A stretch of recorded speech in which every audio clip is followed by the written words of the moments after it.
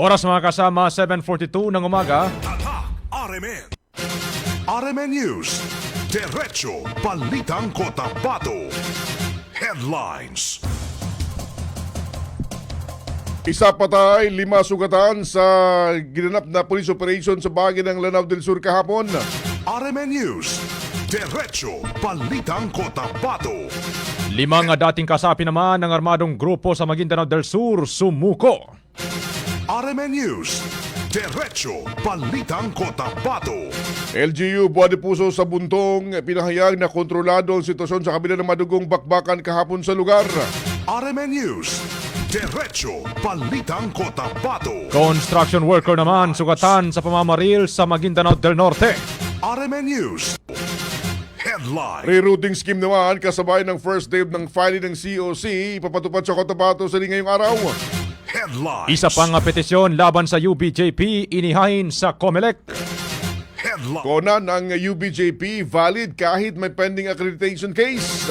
Headlines. 10 mayors at 5 vice mayors mula sa Maguindanao del Norte umanid na sa BFP. Headline. Bangsamoro Parliament inapruba ng resolusyong bubuo ng Interagency Task Force upang palakasin ang flood control, disaster management sa rehiyon. Headlines. Paglalakbay naman ng mga peregrino mula sa BARM para sa Hajj 2026 nagsimula na. Headlines. Samantalang OVP BARM nagsagawa ng post-grant monitoring sa mga beneficiaries sa bahagi ng Barangay Poblasyon 9 dito sa lungsod. Headlines. RMN News. Diretso Balitang Cotabato. Makasama kayong tagapagbalita, Radyoman Julie Mapalaw. At Radyoman Erwin Cabilbigan. RMN News. Diretso Balitang Cotabato. Salita mga kasama ng ating mga balita ngayong umaga. Isa ang patay, samantalang 4 na sugatan mula sa panig ng Special Forces o Special Action Force Commando. Sa nangyaring madugong inkwentro kahapon nang sila'y magsisilbi sana ng warrant of arrest sa bahagi ng Barangay Lumbak, Buwan de Puso, Buntong, Lanao del Sur, bandang alas 11 ng umaga. Sa report mula kay Lanao del Sur Provincial Police Director Colonel Cesar Cabuhat, kanyang kilala mga nasawing pulis na si Police Corporal Kelvin Francisco, kasapi ng 41st Special Action Company ng 4th Special Action Battalion ng PNP SAF. Target sana sa naturang operasyon ang grupo ni Sukair Jungkat na may kinakarap na kasong murder at attempted murder. Habang papalapit umano noon ang mga operatiba sa target area ng biglang tamaan ng sniper fire ang 5 mga pulis resulta ng kanilang mga sugat.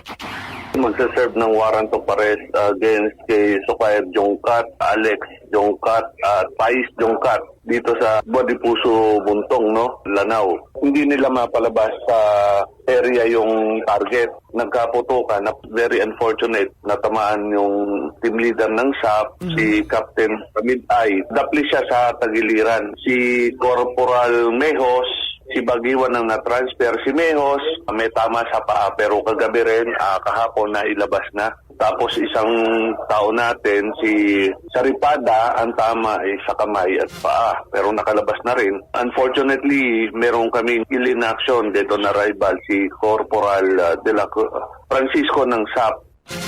RMN News. Diretso Balitang Cotabato. Ayon kay Colonel Cabuhat, pahirapan ang pagpasok sa lugar dahil nakaposisyon ang kanilang mga target na at may snipers pa. Gayunman, sa huli ay nang overrun din nila ang area. Nakatakas ang kanilang mga kalaban subalit may report na nasawi ang kanilang main target. Pagamat, hinihintay pa ang kumpirmasyon hinggil dito. Ayon pa kay Colonel Cabuhat, magtutuloy-tuloy ang kanilang operasyon sa nasabing lugar. Nag-clearing operation kami. Unfortunately, wala na doon. But accordingly, ninantay lang namin yung confirmation na doon sa target merong may wounded at allegedly yung isang target ay namatay. So, hinantay ko lang confirmation ng picture na meron talaga. But yung area naman, palaging ganyan pagka meron o wala. Until kagabi, nag-monitor kami. Hanggang ngayon yung tao naka-standby pa rin for follow-up operation. Dire-diretso ito, hindi pwedeng maputol ito. RMN News. Diretso Balitang Cotabato. Sa kaugnay na balita, sinabi rin ni Maguindanao ni Lanao del Sur Provincial Police Office Colonel Cesar Cabuhat na mga target nila may kasong murder na kalaunan naman ay nasangkot na sa pagbebenta ng ilegal na droga. Sa kanilang clearing operation kahapon, ipinahayag ng opisyal na sa 3.16.8 grams ng shabu ang na-recover ng mga otoridad. Nagkakalagaan niya ito ng 2.1 million pesos.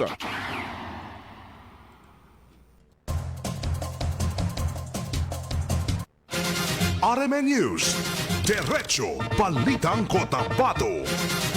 7:48 ng umaga mga kasama, naglabas naman ng opisyal na pahayag ang lokal na pamahalaan ng Buadipuso Buntong kasunod ng engkwentro sa pagitan ng mga otoridad at isang wanted person kahapon ng umaga. Sa pahayag ng LGU na pirmado ni Mayor Honoron Hayanisa Ginar Daydayan, binigyan din niya na nananatiling ligtas, maayos at mapayapang sitwasyon sa nasabing bayan. Iginit din ng LGU na patuloy ang mahigpit na pagbabantay at koordinasyon ng mga kinaukulan upang matiyak ang seguridad ng mga residente noon. Hinimok naman ang publiko na huwag magpakalat ng maling impormasyon. Nilinaw na ang insidente ay hindi kaugnay sa namang usapin ng illegal na droga. Ayon sa ulat mga kasama, nauwi sa putukan ng warrant implementation ng operation ng Philippine National Police kung saan nasawi ang isang miyembro ng PNP Special Action Force at 4 na pulis ang sugatan. RMN News, Diretso Balitang Cotabato. Sa dagdag pa natin mga balita, arestado ang isang Nasruddin Abdul Karim na may warrant of arrest o sa warrant of arrest implementation ng mga otoridad sa barangay Binasing, Pahamudin SGA kahapon. Si Abdul Karim, 53 anyos, may asawa, magsasaka, ay may kasong murder at multiple attempted murder. Sa nasabing warrant of arrest, ay permado ni Honorable Lydia Laguindanom, presiding judge ng RTC Branch 24. Nakabase sa Midsap Cotabato, walang nirekomendang piyansa para sa kasong murder, samantalang itinakda naman sa halagang 120,000 pesos ang piyansa sa bawat bilang ng multiple attempted murder. Ang operasyon ay sinagawa batay sa impormasyong ibinigay ng isang confidential informant na nagsasabing nagtatago ang sospek sa nasabing lugar. RMN News, Diretso Balitang Cotabato. Mga kasama, nagtamo naman ang sugat sa tiyan at tumagos sa kanyang likod na bahagi ng katawan ng isang construction worker. Matapos barilin ng di pa natutukoy na sospek sa barangay Corintam, Datu din na Sinsuat, Maguindanao del Norte, alas 9 ng umaga kahapon. Kinilala ng DOSMPS ang biktima na si Eugene Hampan Binata at residente ng barangay Nangis sa North UP, Maguindanao del Norte. Lumalabas sa investigasyon ng kapulisan na sakay ng kanyang motorsiklo ang biktima at papunta sana sa poblasyon Dalikan ng bayan ng bigla itong harangin at paputukan ng sospek na kinilala lamang na si alias Ekit na kapwa rin namanong construction worker ng biktima. RMN News, Diretso Balitang Cotabato.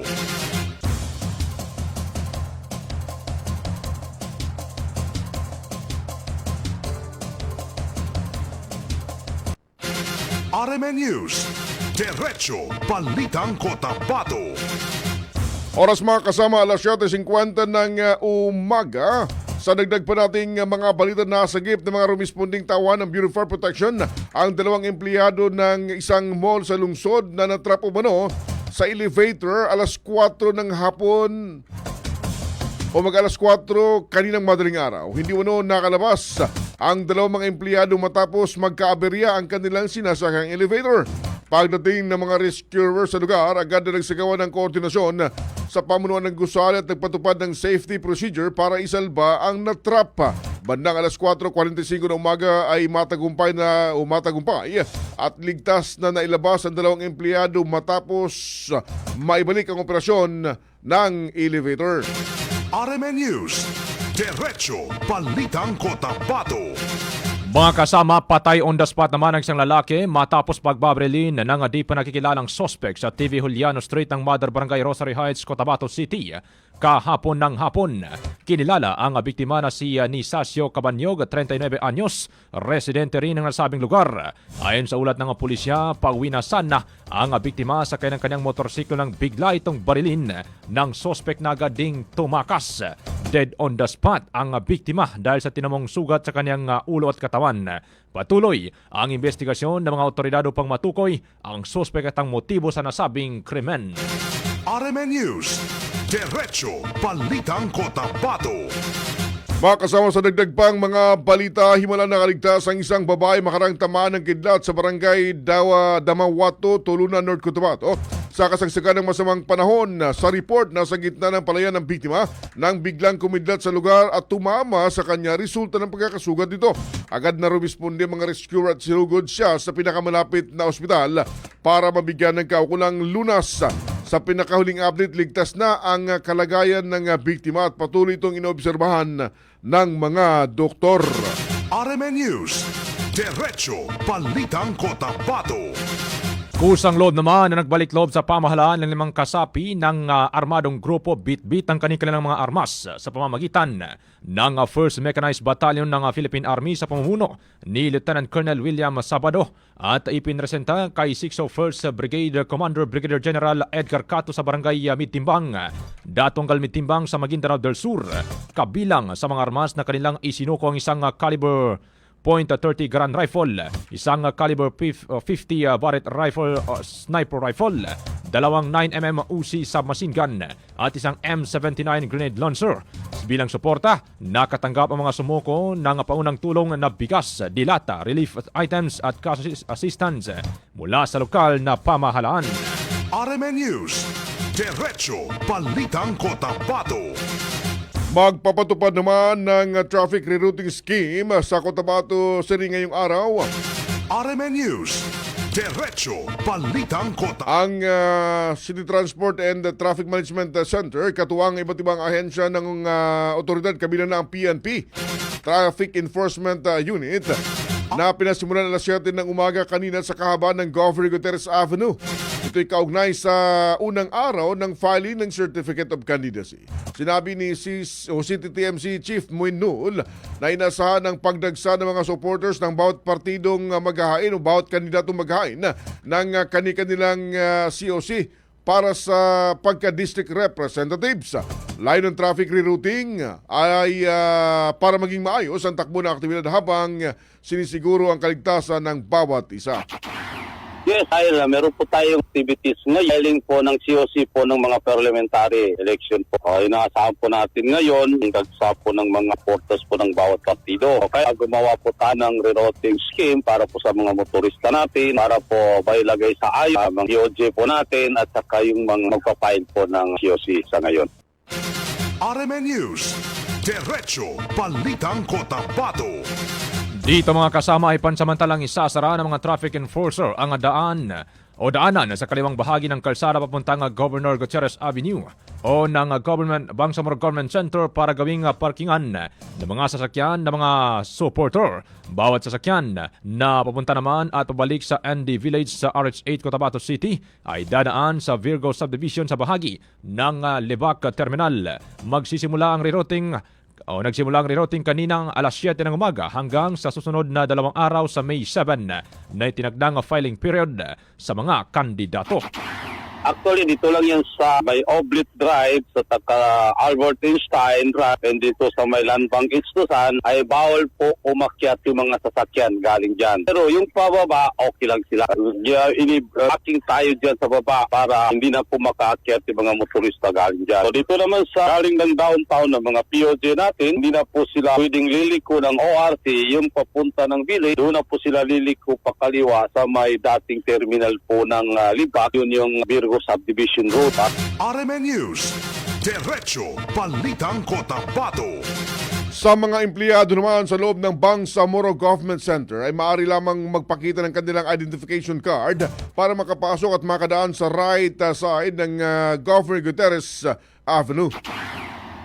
Ayun na nga, doon sa pag-meeting namin, kasi yun na nga, nagkataon na may pasok ngayon ang mga empleyado. So, i-check namin, double-check po natin yung kanilang mga IDs. Kung talagang empleyado sila, ay pinapapasok po naman po natin sila. And then, exit naman na napag-usapan sa pamunuan ng BALM ay buksan nila sa bucket para po sa exit po ng mga magpa-filing. Kasi po yung may left side po ay ginawa po nating parking space yan dahil alam po natin na medyo marami-rami ang mga supporters sa ngayon na sa Reruin.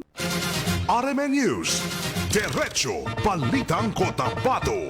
7:57 ng umaga mga kasama, inihay naman sa Commission on Election o COMELEC ang panibagong petisyon laban sa aplikasyon ng United Bangsamoro Justice Party o UBJP para sa accreditation na nito bilang Regional Parliamentary Political Party na lalahok sa First Burma Parliamentary Election sa September 14, 2026. Si Ganasara o Gasanara Dibaraten ang formal na naghain ng reklamo na naglalaman ng iba't ibang aligasyon laban sa naturang partido kabilang ang sinasabing pagtanggap ng pondo mula sa foreign organization at umano'y paglabag sa election regulations tulad ng gun ban. Kasama rin sa kinukustyon ang umano'y ugnayan ng UBJP sa Moro Islamic Liberation Front o MLF, partikular sa presensya ng mga armadong individual sa ilang aktibidad na may kaugnayan sa nasabing partido. Sa kasalukuyan mga kasama, nananatiling pending ang desisyon ng COMELEC and Bank hinggil sa nasabing petisyon. RMN News, Diretso Balitang Cotabato. Nilinaw ng COMELEC na maaari pa rin mag-issue ng Certificate of Nomination and Acceptance ang United Bangsamoro Justice Party para makapaghain ng Certificate of Candidacy ang mga kandidato nito kahit may nakabinbing kaso sa kanilang accreditation. Ayon kay COMELEC Chairman George Erwin Garcia na hindi otomatikong hadlang ang pending petition upang pigilan ang paghain ng kandidatura dahil kung hihintayin pa niya ang pinal desisyon, dito ay tiyak na maabutan ng deadline ng mga kandidato. Dagdag pa ng COMELEC, target ng komisyon na marisolbang issue ng UBJP bago matapos ang filing period ngayong buwan upang maiwasang malituan o ang kalituhan at matiyak na maayos ang daloy ng halalan. RMN News.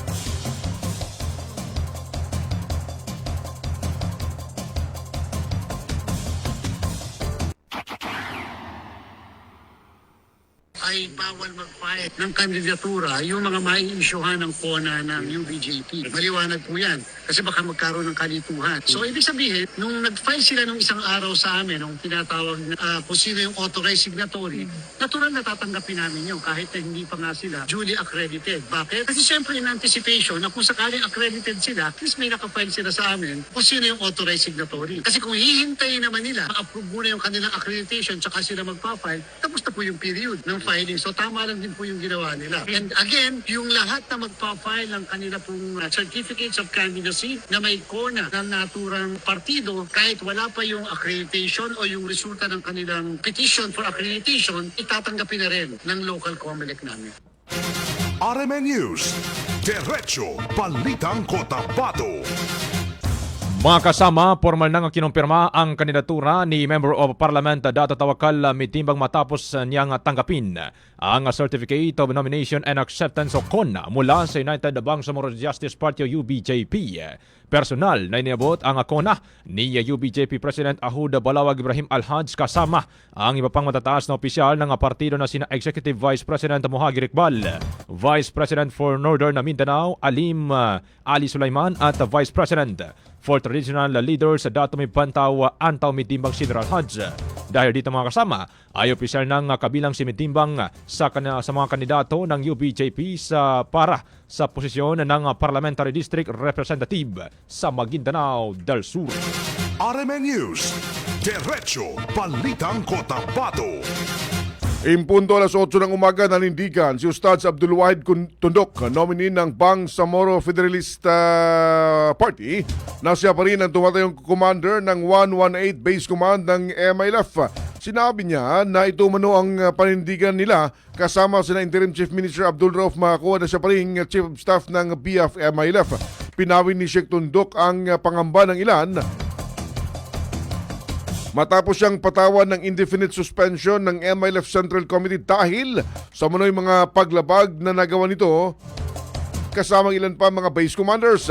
Ginit niya kung may papalitan sa kahit anumang posisyon sa BIAF, dapat munang dumaan sa tama at masusing proseso.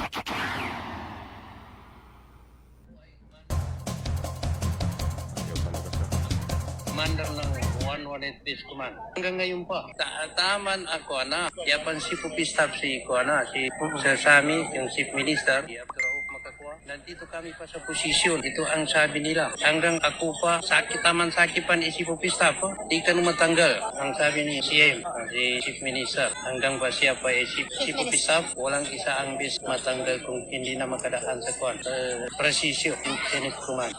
Ito ang anong paninindigan namin. Inshallah. Dakan ukot kayo tana. Yang naman ko ay lupo ako ta. Karayo mo naman. Jama rin to pa huwes pili. So ako tali pangamo sa ako ng gagisama karamat tao.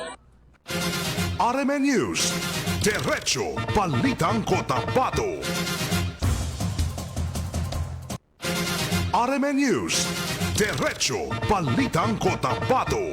Samantala mga kasapi, pinangunahan ni Party President at Chairman Member Parliament Dr. Tumanda Antok ang formal na panunumpa ng 10 alkalde ng probinsya ng Tawi-Tawi bilang pagpapakita ng kanilang buong suporta sa Bangsamoro Federalist Party or BFP. Kabilang sa mga nanumpa sina Jimuel Siaquin ng Bungaw, alkalde ng Languyan, at maging ang alkalde ng Mapon, kasama rin ang Sapasapa at ang Sibuto. Nanumpa rin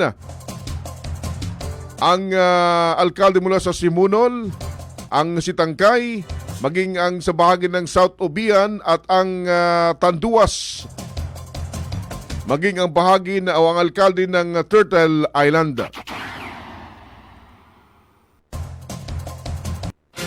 RMN News, Diretso Balitang Cotabato.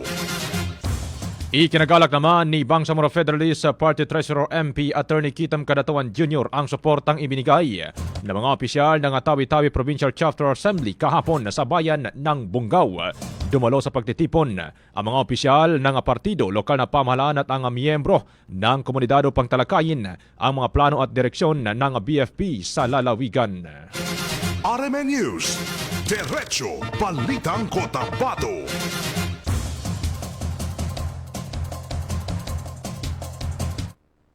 Mga kasama, bilang panghuli sa ating mga balita, RMN News, Diretso 10 alkalde naman mula sa Maguindanao del Norte ang formal na ring nanumpa bilang kasapi ng Bangsamoro Federalist Party sa panguna ni BFP Secretary General Tammy Mahakua. Ilan sa mga nanumpa sina Northern Kabundulan Mayor Ramil Dilangkalin, Matanog Mayor Suhara Saglayan Bansil, Datobla Sinso at Mayor Bayraida Tumawis at parang Maguindanao del Norte Mayor Kahar Ibay at iba pa. Habang nanumpa naman sa BFP sina Dato din Sinsuat, Vice Mayor Dato Babsil Sinsuat at 4 pa mga vice alkalde sa lalawigan, kabilang rito si former board member Jojo Limbona. RMN News, Diretso Balitang Cotabato. Mga kasama, sumanyo ang kalipunan ng ating mga balita ngayong umaga. Pero bago riyan, good morning muna mga kasama. Ito, kasamang Sir Erwin, magandang morning sa lahat po ng ating mga tagapakinig. Ito si Krems Adam, good morning po sir, watching from Bubong, Kalanganan 2 ng Cotabato City. Kay Ziv Alejo Salvador, good morning Sir Erwin and Sir Jule, good morning. Kay Lola Elsa ng sitio Pinungusan sa kilometer 13 ng Barangay Labungan. Ano Labungan sir? Nasa Labungan DOS Dos. pa rin to. Labungan Oo, Dos, oh. Sige. Si Diaz Mitimbang, good morning din Sir Erwin. Pa-shoutout po. Si Samsudin na Mama Sonda, good morning DXMI. Watching from Municipality of Ligawasan, SGA. Good morning. Kay Krems Adam, good morning din. RMN News, Diretso Sa ngalan ng ating kasamahan sa News Center, Radyoman Daisy Mangod. RMN News, Mga parties natin sa Technical Department, Radyoman Danilo Loloy Malaran. RMN At sa ating News, digital, si Radyoman Sir Eric Madamba Jr. RMN At sa ating birthday boy na nakalib, Radyoman Chief Alvin Casilion. Happy birthday Chief Alvin. MBTC. Salamat sa magang breakfast. RMN News, Ready na yung ating breakfast ngayong umaga. Kaya na, RMN News, Chief Alvin, happy birthday. RMN News, Diretso At sumayon ang ating mga balita ngayong umaga. Kami yung tagapagbalita, Radyo Man Julie Mapalaw. At Radyoman Erwin Cabilbigan. Tatak Armen. RMN News. Diretso Balitang Cotabato.